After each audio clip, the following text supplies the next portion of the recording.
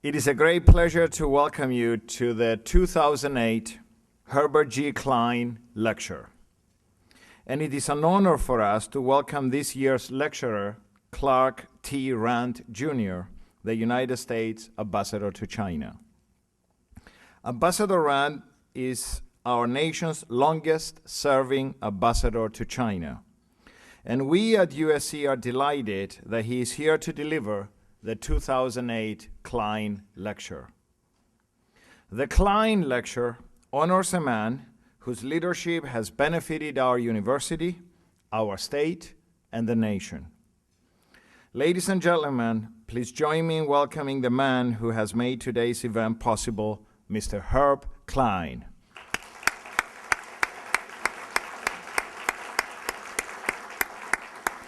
And you should all know that last Friday evening at the La Jolla Hilton Hotel in San Diego, more than 500 people celebrated Herb's 90th birthday. Happy birthday, Herb. And I should also tell you that one of the messages from Henry Kissinger was wishing Herb Klein to live up to the biblical age of 120. But then he said, and I'm quoting, "But let me have the last 20 years."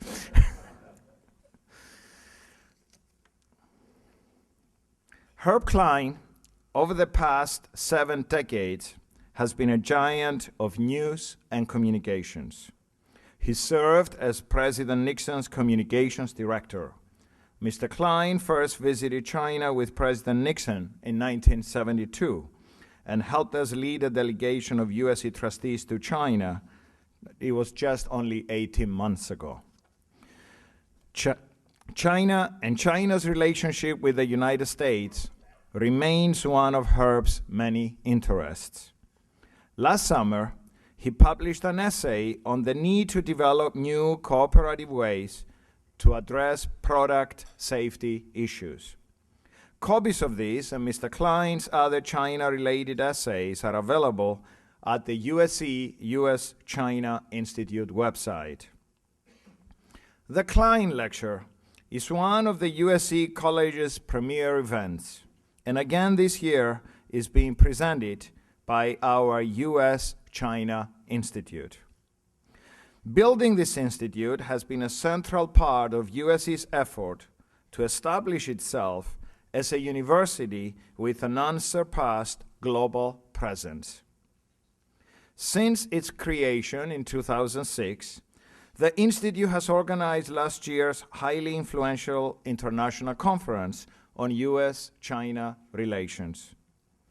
It has supported innovative faculty and student research, and it has helped recruit top-flight faculty and graduate students. It has forged significant institutional ties. It has impacted the lessons more than 40,000 secondary school students receive on East Asia through its teacher training programs. And it has informed public discussion of critical issues in the U.S.-China relationship through its public programs and its media outreach. The U.S.-China relationship, as we all know, is the definitive geopolitical relationship of the 21st century. It is a relationship that is multidimensional and evolving. And today, we are fortunate to have Ambassador Randt here with us to discuss the current state of the relationship, as well as the challenges and opportunities which lay ahead. Ambassador Randt has been focused on China for virtually all of his adult life and has had a remarkable career in both public service and the private sector. He was educated at Yale, Michigan, and Harvard. Even before completing his law degree, Ambassador Randt served on the National Council for the United States-China Trade. From 1982 to 1984, he served as the first secretary and commercial attaché at the Beijing embassy. Ambassador Randt later left government service to practice law. As a member of both the New York and Hong Kong bars, Ambassador Randt was based in Hong Kong for 2 decades. He is a recognized authority on Chinese law, and he is a well-known advocate for American firms, having served as governor and a vice president of the American Chamber of Commerce of Hong Kong. President George W. Bush appointed him as our ambassador to China in 2001.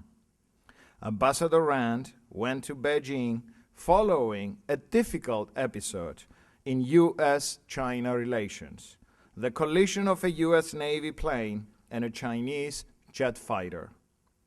The ambassador worked to mend ties, to address trade frictions, to secure compliance with World Trade Organization standards, and he fostered cooperation on a wide range of critical issues, including battling terrorism, halting the proliferation of nuclear weapons, protecting the environment, and defending intellectual property rights. During Ambassador Randt's tenure, China has undergone a leadership transition. That leadership is facing enormous challenges, including unrest in and near Tibet. Many observers worry about how those domestic challenges will influence China's foreign relations. Yet, few Americans possess Ambassador Randt's range of experience in working through the important issues with that nation.